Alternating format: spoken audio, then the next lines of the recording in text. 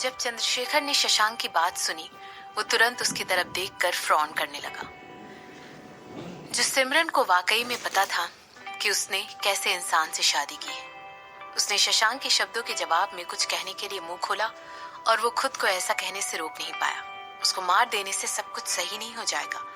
शशांक ने चंद्रशेखर की बातों पर कोई रिस्पॉन्स नहीं दिया और अपने कॉफी के कप से निकलते हुए स्मोक की तरफ देखने लगा। उसकी ठहरने वाली खुशबू शशांक की नाक को परेशान कर रही थी, जिसकी वजह से वो अपनी आंखें बंद करने पर मजबूर हो गया था और उन सारी चीजों के बारे में सोच रहा था जिसके थ्रू सिमरन गुजर रही थी। तुम्हारी बेटी को बड़ा होते वक्त बुली किया गया था, उससे बेशर्म बुलाया गया था। शशांक ने चंद्रशेखर की बातों पर कोई रिस्पॉन्स नहीं दिया और अपने कॉफी के कप से निकलते हुए स्मोक की तरफ देखने लगा। उसकी ठहरने वाली खुशबू शशांक की नाक को परेशान कर रही थी। इसकी वजह से वो अपनी आंखें बंद करने पर मजबूर हो गया था और उन सारी चीजों के बारे में सोच रहा था जिसके थ्रू सिमरन गुजरी थी। तुम्हारी बेटी को बड़ा होते वक्त बुली किया गया था, उससे बेशर्म बुलाया गया था। उसकी माँ को एक बाजारू औरत बुलाया गया था जो करण कपूर के बेड में घुस गई थी। उसके अर्ली 20s में उसने हमारे बच्चे को खो दिया। उसकी माँ और फैमिली ये सारी बातें जानती थी। वो पूरी तरह पागल हो गई थी और उसकी नानी ने आकर उसे बचाया था। जब से वो पैदा हुई थी तब से जो कुछ भी हुआ था वो सब उस आदमी ने किया था। धीरे से शशांक ने अपनी आंखें खोली और चंद्रशेखर की तरफ देखने लगा। ऐसे इंसान के तौर पर उसे 15 साल से भी ज्यादा से प्यार किया हो और आप मुझे बता रहे हैं कि मुझे अपने कदम पीछे कर लेने चाहिए। और जिस इंसान ने उसे इस हद तक पहुंचा दिया था उसे ऐसे ही जाने देना चाहिए? शशांक ने पूछा। किसी को मार देने से अतीत में जो कुछ भी हो गया है वो ठीक नहीं हो जाएगा। शशांक ने अपनी बात को आगे बढ़ाते हुए कहा। उसकी नजरों के सामने बैठे इंसान के अंदर मानो छेद ही हो जाता। इसके बाद वो कहने लगा, और ऐसा ही माफ कर देने से भी होता है। सिमरन का ऑफिस, हमारे शॉपिंग ऐप के लिए मैं लोगों का कलर चेंज करवाना चाहती हूँ। उसे रेड बना दीजिए। मैं कुछ ऐसा चाहती हूँ जो लोगों का ध्यान अपनी तरफ आकर्षित करे। कुछ ऐसा जो अपना फोन खोलने पर जब देखे तो मिस ना कर पाए। सिमरन ऐसा कहते हुए लैपटॉप की तरफ घूर कर देख रही थी। इसके अलावा सब कुछ अच्छा है। अब क्योंकि हमारी ओपनिंग क्रिसमस पर होने वाली है तो उसके लिए एक बहुत बड़ा शो होना चाहिए। मैं एक कॉन्सर्ट करवाना चाहती हूँ। अपने हार्मनी आयल के लिए कुछ ग्रैंड ओपनिंग करवाना चाहती हूँ। मैं समझ सकता हूँ, मिस्टर विजय ने अपना सिर हिलाते हुए कहा। उनकी आंखें भी अपने सामने रखे हुए लैपटॉप पर ही लगी हुई थी और जो कुछ भी सिमरन ने कहा था उन्होंने वो सब नोट कर लिया था। इसके अलावा मैं उन लोगों के नाम की कंप्लीट लिस्ट चाहती हूँ जिन्हें इस शो के लिए इनवाइट किया गया है। सिमरन ने मिस्टर विजय से कहा। यस मैम, आज का दिन खत्म होने से पहले सब कुछ आपकी टेबल पर होगा, मिस्टर विजय ने आश्वासन देते हुए कहा। वेरी गुड, मुझे लगता है आज के लिए इतना काफी है। लेडीज एंड जेंटलमैन, आप सब लोग यहाँ से जा सकते हैं। इंतजार नहीं किया और कॉन्फ्रेंस रूम के बाहर चलकर आ गई। अगली मीटिंग के बारे में शिफाली से बात करते हुए उसके चेहरे पर एक सीरियस लुक था। मैडम, आपका स्काइप पर मिस्टर तनय जो कि हमारे लॉजिस्टिक डिपार्टमेंट से हैं, उनके साथ कॉल शेड्यूल करवा दिया गया है, शिफाली ने बताया। मुझे याद है, शशांक को कॉल करो। उसे कहना मैं डिनर के लिए लेट हो जाऊंगी। मुझे हमारे वेस्ट वाले टर्मिनल के सिचुएशन बताओ। वेस्ट टर्मिनल 1 और गिल ग्रुप ऑफ इंडस्ट्रीज की सब्सिडरी थी जो कि पोर्ट और भाड़े पर फोकस करती थी। वीकेंड के दौरान सिमरन को उसके रिगार्डिंग बहुत सारे कॉल आए थे और कार्गो को लेकर बोर्ड पर काफी दिक्कतें आ रही थी। अब क्योंकि वो शशांक के साथ यहाँ पर नहीं थी इसीलिए वो खुद इस मैटर के साथ डील नहीं कर पाई और उसने अपनी जगह मिस्टर रोशन को टेक ओवर करने के लिए कह दिया। हमारा एक और कोलिशन हो गया है। 3 दिनों में 2 कोलिशन हो चुके हैं। मुझे नहीं लगता है ये कोई कोइंसिडेंस है। मैंने ऑलरेडी अपने आदमियों को हर चीज पर ध्यान रखने के लिए कह दिया है। मैंने उनसे कह दिया है कि वो लोग वोट पर एक्सीडेंट के टाइम का ध्यान रखें और उसके आसपास की हर चीज को चेक करके मुझे तुरंत रिस्पांस भेजें। मुझे लगता है हमें जल्द ही कोई रिपोर्ट मिल जाएगी। शिफाली ने ऐसा कहते हुए सिमरन की चाल की तेजी से कैचअप करने की कोशिश की। अच्छी बात है। पोर्टिंग के बिजनेस में लूट और टेररिज्म कोई नया टाइप की परेशानी नहीं है। यहाँ तक कि उनसे कभी भी डील करना पड़ सकता है। तुमने कहा पोर्ट्स, मुझे लगा तुम सिर्फ केरला की ही बात कर रही हो। नहीं, एक केरला में है और दूसरा साउथ अमेरिका में है, शिफाली ने बताते हुए कहा। ठीक है, मैं इस बारे में मिस्टर तनय से बात कर लूंगी। कोइंसिडेंट जैसी कोई चीज नहीं होती। हमें काउंटर अटैक के लिए पहले से तैयार रहना पड़ेगा। ऐसा कहते हुए सिमरन अपने ऑफिस से बाहर निकल गई। हालांकि उसे सरप्राइज करते हुए कोई और उसके काउच पर ऑलरेडी बैठा हुआ था। उसके चेहरे का सारा एक्सप्रेशन एकदम से उड़ गया और वो पूछने लगी, तुम्हें किसने अंदर आने दिया? यही तरीका है अपने भाई से बात करने का? ऋत्विक ने पूछा। अभी थोड़ी देर पहले वो बड़े आराम से काउच पर बैठा हुआ था, लेकिन सिमरन को अपनी तरफ चल कर आते हुए देखकर वो तुरंत उठकर खड़ा हो गया। तुम्हें अंदर किसने आने दिया? सिमरन ने अपने सवाल को रिपोर्ट किया और फिर से शेफाली से कहने लगी, सिक्योरिटी को बुलाओ। मैं 1 मिनट, हम लोग शांति से बात कर सकते हैं। मैं यहाँ पर तुम्हारा दुश्मन बनने नहीं आया हूँ बहन। ऐसा कहते हुए ऋत्विक तुरंत सिमरन के सामने जाकर खड़ा हो गया। उसकी हाइट की वजह से वो सिमरन के ऊपर तक देख पा रहा था। मैं यहाँ पर स्कूल आया हूँ क्योंकि मेरे पास वो है जो तुम्हें चाहिए, और वो है, सिमरन पूछने लगी, तुम पहले बैठ क्यों नहीं जाती हो? मैं तुम्हें सब कुछ तब बताऊंगा जब हम दोनों रिलैक्स होकर एक से बैठ जाएंगे, और इसके बाद हम दोनों सही तरीके से चीजों के बारे में बात करेंगे। ऋत्विक ने समझाते हुए कहा, मेरे पास तुम्हारी बकवास के साथ डील करने का कोई टाइम नहीं है। यहाँ से अभी निकल जाओ, वरना मेरी सिक्योरिटी तुम्हें धक्के मार कर यहाँ से निकाल देगी। सिमरन ने काउंटर में जवाब देते हुए कहा। उसकी आंखों में इरिटेशन साफ दिखाई दे रही थी। उसने तुरंत एक मेंटल नोट बनाया कि वो हर उस इंसान को काम से निकाल देगी जो ऋत्विक को उसके ऑफिस में आने की परमिशन देगा। तुम्हारे हस्बैंड, मैं बहुत लकी हूँ कि मुझे उनके बारे में सब कुछ पता चल गया। मेरी प्यारी बहन, मुझे तुम्हें बहन बुलाना चाहिए या कजन बहन बुलाना चाहिए? अभी भी अच्छा नहीं लग रहा है। हम लोग रिश्तेदार हैं, कजन नहीं। तो क्या मैं तुम्हें सिर्फ सिमरन बुलाऊं? ठीक है ना? ऋत्विक ने कहा। तुमसे ऐसा किसने कह दिया कि मुझे उसके बारे में सब कुछ जानने की जरूरत है? सिमरन ने अपने आईब्रो को उठाते हुए पूछा और सोचने लगी कि किसके अंदर इतनी हिम्मत आ गई जिसने ऋत्विक के अंदर इतनी जान डाल दी कि वो उसके सामने इतनी कॉन्फिडेंस से खड़ा होकर बात कर सके। मैं तुम्हें यहाँ से जाने के लिए 3 सेकंड का टाइम दे रही हूँ, वरना मैं। कम ऑन सिमरन, ऋत्विक ने कहा। क्या तुम ये जानने में बिल्कुल भी इंटरेस्टेड नहीं हो कि तुम्हारे हस्बैंड को मारने के पीछे कितने लोग इंटरेस्ट से बैठे हुए हैं? उसने अपने आदमियों को कहकर कैसे एक फैमिली को चुटकियों में तबाह करवा दिया। मेरा मतलब है, अगर तुम्हें जानने में कोई इंटरेस्ट नहीं है तो फिर मुझे नहीं पता तुम्हें क्या सुनकर इंटरेस्ट आएगा। ऋत्विक ने सिमरन से पूछा। और कैसा रहेगा अगर मैं कहूँ मुझे इंटरेस्ट नहीं है? सिमरन ने चैलेंज करते हुए कहा। क्या सच में? उसे ऑलरेडी इन सब चीजों के बारे में पता था। वेल, कैसा रहेगा अगर मैं तुम्हें इस बात का प्रूफ दे दूं जिसकी वजह से अगले कई सालों तक शशांक जेल में सड़ेगा? ऋत्विक ने पूछा। ऐसा पूछते हुए उसने अपनी एक आईब्रो उठा कर रखी थी और सिमरन अपनी आंखें छोटी करके उसकी तरफ देख रही थी। तुम्हें क्या चाहिए? सिमरन का ऑलरेडी वाला बैड मूड और ज्यादा खराब हो गया जब उसने ऋत्विक की बातें सुनी। ब्लैकमेल? क्या ये आदमी वाकई में इतना बेवकूफ है? सिमरन मन ही मन खुद से सवाल करने लगी।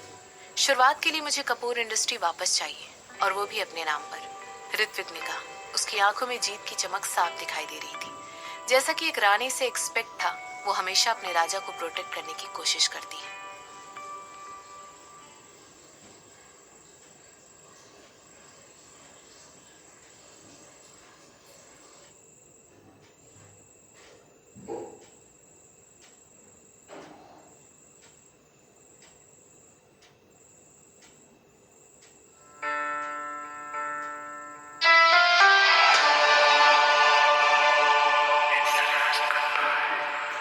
कपूर इंडस्ट्रीज मेरे नाम के अंदर नहीं आती है। सिमरन के पास से गुजरते हुए आगे बढ़ी और चेयर पर बैठ गई। इसके बाद उसने शेफाली और अपनी टीम को वहां से जाने के लिए कहा। मगर हमारे ऊपर उधार है और तुम जानती हो कि हम उसे चुका नहीं सकते।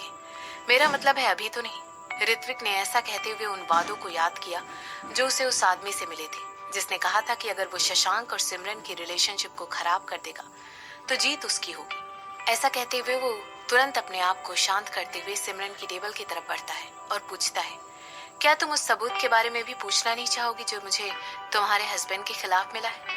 क्या तुम मुझे वो दिखाने वाले हो? सिमरन ने मुस्कुराते हुए कहा। नहीं, ऋत्विक ने जवाब दिया। तो फिर उसकी चिंता मत करो, तुम अब जा सकते हो, सिमरन ने कहा। मुझे लगा था तुम अपने हस्बैंड के बारे में सब कुछ जानना चाहोगी, या फिर तुम ऐसा इसलिए कर रही हो क्योंकि एक बार वो तुम्हारी जिंदगी से चला जाए तो तुम्हें उसके पैसों में ज्यादा इंटरेस्ट है? ऋत्विक ने हंसते हुए कहा। 7 साल पहले सिमरन हेमंत से सिर्फ पैसों के लिए शादी करना चाहती थी। 7 साल बाद सिमरन का बिजनेस इंडस्ट्री में यही रिकॉर्ड है कि वो अभी भी वही पुरानी लालची वाली सिमरन है जो वो पहले हुआ करती थी। मुझे ऐसा करना अच्छा लगेगा, सिमरन ने मुस्कुराते हुए कहा। अब जबकि मैं इस बारे में सोच रही हूँ तो मुझे लगता है वर्मा कैपिटल को गिल ग्रुप के अंदर ना एक अच्छा काम रहेगा। ऋत्विक ने कुछ कहने के लिए अपना मुंह खोला ही था, लेकिन उसके मुंह से कोई शब्द नहीं निकले। अपनी नजरों में अविश्वास की भावना ली वो सिमरन की तरफ घूर कर देखने लग गया। धीरे से उसने सिमरन के सामने अपनी जगह ली और उसे याद आया कि वो यहाँ पर इस औरत को नीचे लाने के लिए आया था। उसने खुद पर काबू पाते हुए अपने दांत पीसे। सिमरन वाकई में एक बेशर्म औरत थी। वो आज तक अपनी जिंदगी में सिमरन से ज्यादा बेशर्म इंसान से नहीं मिला था। तो अब तो यहाँ से जाना चाहोगे या फिर तुम मुझे वो इन्फॉर्मेशन बताना चाहती हो जो तुम्हें पता है? सिमरन ने पूछा। ऋत्विक वहां पर बैठकर सिमरन की मुस्कुराहट की तरफ घूर कर देख रहा था और उसे इस तरह देखकर उसे और भी ज्यादा इरिटेशन हो रही थी। आखिर वो उसे देखकर इस तरह मुस्कुरा कैसे सकती थी, जबकि वो ऋत्विक था जिसके पास उसके लिए फायदे का सौदा था। ठीक है, फिर पहले तुम्हारा हस्बैंड माफिया लोगों के गैंग में इन्वॉल्व होता हुआ दिखाया जाएगा और उसके बाद इस बात का खुलासा होगा उसने 7 साल पहले कई सारे लोगों को मारा था। आदमी, औरत, बच्चे, सब लोग उसके पिता की मौत के रिटेलिएशन के शिकार हुए थे। उस समय उसने किसी दैत्य की तरह मासूम लोगों की जान ली थी। ऋत्विक ने कहा। ये तो खौफनाक है, सिमरन ने नोट करते हुए कहा।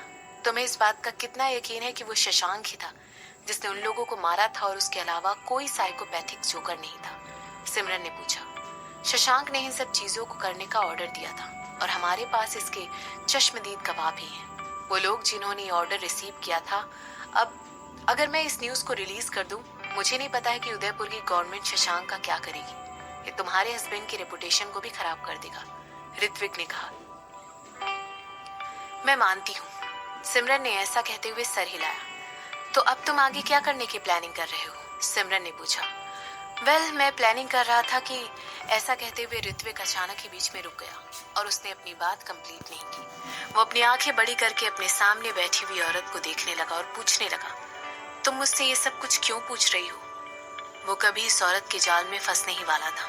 ऋत्विक उस औरत को बद्दुआएं देना चाहता था। वो चाहता था कि सिमरन के मुंह पर उसे गाली दे, लेकिन अपने मकसद को पूरा करने के लिए उसने सोचा कि उसका इस समय शांत रहना ही ठीक रहेगा। उसने तुरंत अपने टोन को शिफ्ट किया और आगे कंटिन्यू करते हुए कहने लगा, तुमने देखा, उदयपुर के जयपुर से बहुत अच्छे इकोनॉमिक संबंध हैं। तो एक बार ये सबूत उनके कानों तक पहुंच जाए और मीडिया के साथ, मुझे यकीन है तुम्हें ऑलरेडी पता है कि तब तक क्या हो जाएगा, है ना? ऐसा कहते हुए वो सिमरन की तरफ स्माइल करते हुए देखने लगा। उसे घूर कर देखते हुए उसकी आंखों में एक अलग ही चमक आ गई थी। फाइनली उस आदमी की मदद से वो सिमरन और शशांक को हराने में कामयाब हो जाएगा। तो अब तुम कपूर इंडस्ट्रीज को अकेला छोड़ दोगी? ऋत्विक ने सिमरन से पूछा। ऑफ कोर्स, उसे पता था कि सिमरन उसे तुरंत वो दे देगी जो उसे चाहिए था। तुम्हें पता है ऋत्विक, मुझे यकीन नहीं है कि तुम वाकई में इतनी ज्यादा बेवकूफ हो या महाबेवकूफ हो। मेरा मतलब है तुम यहाँ पर आए अपने चेहरे पर एक मुस्कुराहट लेकर, मुझे ब्लैकमेल करने के लिए। क्या तुम इससे बेहतर कुछ नहीं कर सकते हो? सिमरन ने पूछा। जो इकलौती वजह है जिसकी वजह से मैंने तुम्हारे साथ अभी तक कोई डील नहीं की है, वो इसलिए क्योंकि मैं हाल फिलहाल में बहुत ज्यादा बिजी थी। मैंने डिसाइड कर लिया था कि मैं अपनी लाइफ में मूव ऑन कर जाऊंगी, सिमरन ने कहा। और फिर भी तुम यहाँ आ गए। तुम्हें मरने की इतनी जल्दी क्यों है? मुझे बार बार तुम क्यों चैलेंज करते हो? सिमरन ने अपना सिर हिलाते हुए कहा। उदयपुर में रहने वाली कपूर फैमिली तुम्हारे इस न्यूज को रिलीज करते ही तड़पना शुरू हो जाएगी। इसके बाद कपूर इंडस्ट्रीज मेरे साथ ही खत्म हो जाएगी। मैं तुम्हारी बहन को तबाह कर दूंगी, उसकी फैमिली को, तुम्हारे पिता, तुम्हारी माँ और फिर तुम ऐसा सिर्फ इसलिए कह सकती हो क्योंकि मेरे पास वो सारे एविडेंस हैं जिन्हें मैं तुम्हारे और तुम्हारे पति के खिलाफ कभी भी इस्तेमाल कर सकता हूँ। तुम्हें क्या लगता है तुम मुझे डरा सकती हो? तुम्हें लगता है कि मैं बेवकूफ हूँ? जैसे उसने देखा कि सिमरन उसे अंडर एस्टिमेट कर रही है और बार बार उसे नीचा दिखा रही है, तो ऋत्विक और भी ज्यादा डिटरमिन हो गया कि अब उसे तबाह करके रहेगा। वो सिमरन के चेहरे थे उस मुस्कुराहट को हमेशा के लिए हटा देना चाहता था और उसे रियलाइज करा देना चाहता था कि उसे अंडर एस्टिमेट करके उसने कितनी बड़ी गलती की थी। मैं तुम्हें डराना नहीं चाहती हूँ, और हाँ, मुझे लगता है तुम बेवकूफ हो, सिमरन ने कहा। तुम? ऋत्विक अपने शब्दों को आगे नहीं बोल पाया और तभी सिमरन ने उसके तरफ एक ब्राउन कलर के लिफाफे से ऋत्विक ने अनकॉन्शियसली उस फाइल को पकड़ा दिया। ये ओरिजिनल कॉपी नहीं है, मैंने इसकी बहुत सारी कॉपी और वीडियोस बनाकर अपने पास रखा। अगर तुम सोचते हो कि तुम यहाँ पर चलकर आओगे और मुझे ब्लैकमेल करोगे, तो तुम्हें दोबारा सोचना चाहिए। तुम शशांक को बर्बाद करने की कोशिश कर सकते हो, यहाँ तक कि मैं तो तुम्हें कहूंगी कि तुम ऐसी हिम्मत करो, उसे अपनी लाइफ को तबाह करने का एक रीजन तो दो। ओह, तुम अभी उसके खिलाफ एक केस क्यों नहीं दर्ज करा देते हो? उसे बर्बाद करने की कोशिश करो, इसके बाद पीछे बैठकर देखना कि तुम्हारी फैमिली किस मुसीबत में फंस जाती है, सिमरन ने उसे चैलेंज करते हुए कहा। रिवर्स साइकोलॉजी हमेशा ऋत्विक जैसे बेवकूफ लोगों के साथ काम आती है। ऋत्विक ने अपने मुंह से एक शब्द भी नहीं निकाला और सिमरन की तरफ घूर कर देखने लगा। उसने तुरंत उस ऐप को खोलकर देखा और उसमें रखे हुए कागजातों को देखकर अपनी जगह पर जम गया। उसमें बहुत सारी फोटोग्राफ्स थी। उनमें से एक में हेमंत अपनी सेक्रेटरी के साथ था, वही सेक्रेटरी जो सिंघानिया परिवार से उनकी कजिन थी। उनमें से एक फोटोग्राफ में उसकी माँ एक बूढ़े मोटे आदमी को किस करते हुए दिखाई जा रही थी, जिसे एंटरटेनमेंट इंडस्ट्री में एक फेमस प्रोड्यूसर के तौर पर जाना जाता है। जिसमें एक और फोटो थी जिसमें ऋत्विक को थोड़ी सी को खेल देते हुए दिखाया जा रहा था। वो फोटो 3 साल पहले ली गई थी, जब ऋत्विक यूएस में ड्रग्स लेते हुए पकड़ा गया था। इसके बाद उसने ड्रग्स लेना बंद कर दिया था। ऋत्विक का गला पूरी तरह सूख गया था। इसके बाद एक के बाद एक उसने सारी फोटोग्राफ्स को पढ़ना शुरू कर दिया। उसकी आंखें और बड़ी हो गई थीं और वो अपनी आंखों में गुस्सा लेकर सिमरन की तरफ घूर रहा था। ऐसा लग रहा था जैसे वो अपनी नजरों से ही सिमरन को मार डालेगा। तुम्हें ये सब कहाँ से मिला? ऋत्विक ने डिमांड करते हुए पूछा। तुम्हें ये सब कुछ कहाँ से मिला सिमरन कपूर? मुझे जवाब दो, ऋत्विक ने गुस्से में सिमरन से सवाल किया। ओह भाई, क्या मुझे तुम्हें भाई बुलाना चाहिए या फिर कजिन? मगर हम लोग तो संबंधी है ना, हम लोग भाई बहन नहीं है। ऐसा कहते हुए सिमरन मुस्कुराने लगी।